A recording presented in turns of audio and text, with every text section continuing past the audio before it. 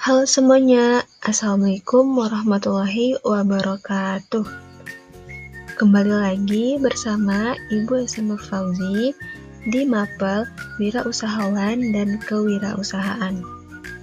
Nah, di pertemuan kedua kita kali ini, Ibu akan membahas mengenai keberhasilan wirausaha bidang kuliner. Di materi kita kali ini, Ibu telah mencatat poin-poin penting, yaitu yang pertama, strategi memilih jenis usaha. Kedua, cara menumbuhkan jiwa wirausaha. Ketiga, keterampilan wirausahawan bidang kuliner. Dan keempat, nama-nama pengusaha sukses bidang kuliner. Di akhir penjelasan materi nanti, Ibu telah memilih salah satu video dari nama-nama pengusaha sukses bidang kuliner, supaya kalian lebih bisa termotivasi untuk mengembangkan minat kalian dalam berwirausaha. Oke, langsung saja kita masuk pada materi pembelajaran kita hari ini. Pada poin pertama anak-anak, Ibu akan menjelaskan mengenai strategi memilih jenis usaha. Nah, anak-anak, strategi itu kan rencana. Rencana apa sih yang harus kita buat untuk mencapai suatu tujuan, yaitu menjadi seorang pengusaha? Oke, kita lanjut ke slide berikutnya, yaitu rencana atau langkah-langkah memilih jenis usaha. Yang pertama, menentukan ide dan konsep usaha. Kedua, membuat rencana bisnis. Ketiga, menyiapkan perizinan dan legalitas. Keempat, produksi dan pengelolaan operasional. Dan terakhir, strategi pemasaran yang efektif. Nah, itulah strategi memilih jenis usaha. Nah, anak-anak, kita kan udah tahu nih, strategi memilih jenis usaha itu langkah-langkahnya apa saja. Di poin ini, kita akan mengetahui bagaimana cara menumbuhkan jiwa wirausaha, yaitu dengan melalui jalur formal atau jalur pendidikan yang terstruktur dan berjenjang yang melibatkan sekolah dan perguruan tinggi. Kemudian langkah berikutnya, kita mengikuti seminar kewirausahaan. Di seminar ini pastinya akan mengundang pakar-pakar dan praktisi wirausahawan.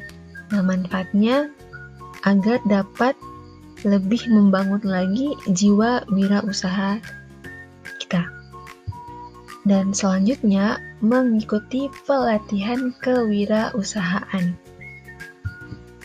Dan berwirausaha dengan cara autodidak. Kita kan sudah membahas 2 poin mengenai strategi memilih jenis usaha dan cara kita menumbuhkan jiwa berwirausaha. Nah, 2 poin ini tidak akan lengkap jika tidak memiliki keterampilan dalam berwirausaha di bidang kuliner.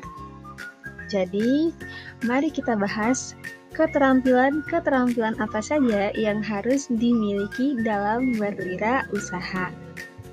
Yang pertama, keterampilan teknis. Kedua, keterampilan manajemen bisnis. Ketiga, keterampilan kepemimpinan. Keempat, keterampilan marketing. Kelima, keterampilan finansial. Dan yang keenam, keterampilan membangun dan memelihara sistem. Itulah cara-cara agar kita berhasil berwirausaha di bidang kuliner. Selanjutnya, kita akan membahas nama-nama pengusaha sukses bidang kuliner. Yang pertama, ada Eugenie, Patricia Agus, dan Adrian Christopher Agus. Eugenie dan Adrian merupakan kakak beradik pendiri usaha Puyo Dessert yang dirintis sejak Juli 2013. Melalui eksperimen berbulan-bulan menggunakan bahan berkualitas tinggi, mereka berhasil membangun bisnis kuliner yang sukses. Kemudian ada Rizka Wahyu Ramadana. Rizka Wahyu Ramadana ini merupakan pemilik usaha lapis Bogor Sangkuriang yang sukses. Semulanya, ia bekerja di sebuah perusahaan telekomunikasi terkemuka di Indonesia. Tetapi, tidak lama, karena merasa bekerja di tempat itu bukanlah passion-nya. Ia kemudian memutuskan keluar dan membangun usaha sendiri, yaitu usaha lapis Bogor Sangkuriang yang kini telah sukses. Kemudian selanjutnya juga ada Kenny Rizky Husodo. Kenny Rizky Husodo ini atau biasa dipanggil dengan nama Kenny, lahir di Semarang 29 Mei 1996. Ia merupakan pemilik usaha aneka olahan sambal Nusantara dengan brand Boss Egg. Reza Nurhilman ini juga adalah pengusaha sukses di bidang kuliner. Usaha yang dimiliki oleh Reza Nurhilman ini adalah usaha keripik Maici, yang produknya kini telah tersebar di berbagai minimarket di seluruh Indonesia. Dan ada Martin Setio Irawan. Nah, usaha yang dimiliki oleh Martin Setio Irawan ini adalah sebagai bakar demo di suatu perusahaan yang terletak di Cilacap. Kemudian yang terakhir ada Juwita Ria Rumendang. Juwita Ria Rumendang lahir di Pekalongan 17 Januari 1992. Ia merupakan seorang pengusaha kuliner yang memiliki latar belakang sarjana pendidikan kesejahteraan keluarga tata boga dan magister pendidikan kejuruan di Universitas Negeri Semarang. Nah, anak-anak, itulah profil nama-nama pengusaha sukses di bidang kuliner.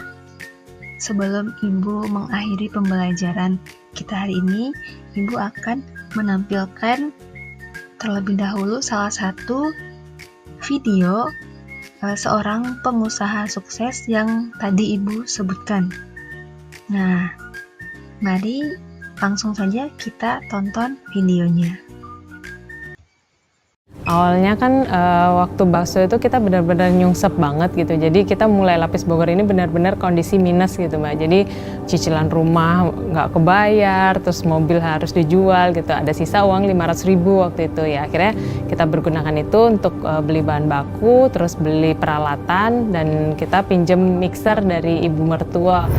Saya Rizka Wahyu Ramadana, co-founder dari Lapis Bogor Sangkuriang, dan inilah langkah pertama saya.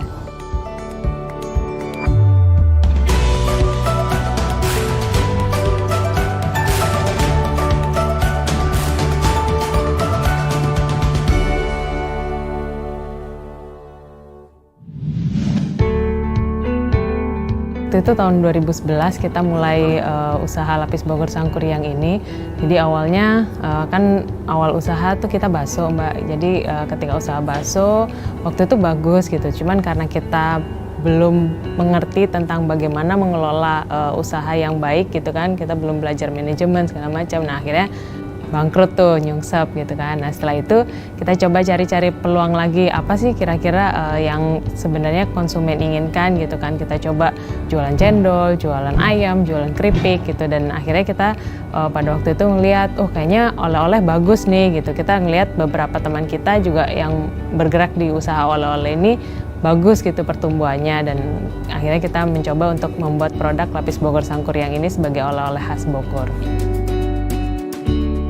Karena kan saya dari Surabaya, kalau di Surabaya ada Lapis Surabaya gitu, terus kenapa nggak kita buat Lapis Bogor di Bogor gitu kan. Ya udah, jadi kita coba develop produk Lapis Bogor dengan mengangkat konten lokalnya Bogor, yaitu talas gitu. Jadi kita olah talas demikian rupa sehingga jadilah Lapis Bogor Sangkuriang ini.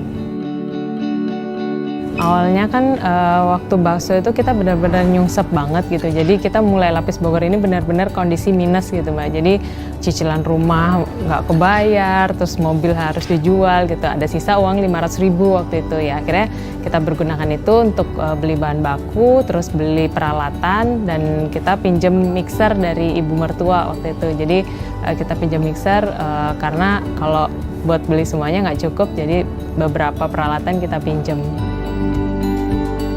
Karena modal terbatas gitu kan, kita belum ada budget untuk buka outlet gitu. Jadi kita benar-benar gerilya dari tetangga, kiri kanan, kemudian dari teman-teman pengajian, dari teman-teman di kampus, kemudian sampai akhirnya kita menjadi binaan dari Disperindakop, Dinas Perdagangan dan Perindustrian dan Koperasi. Jadi waktu itu kita dibantu untuk pameran-pameran di beberapa tempat secara free gitu. Kita dapat fasilitas itu.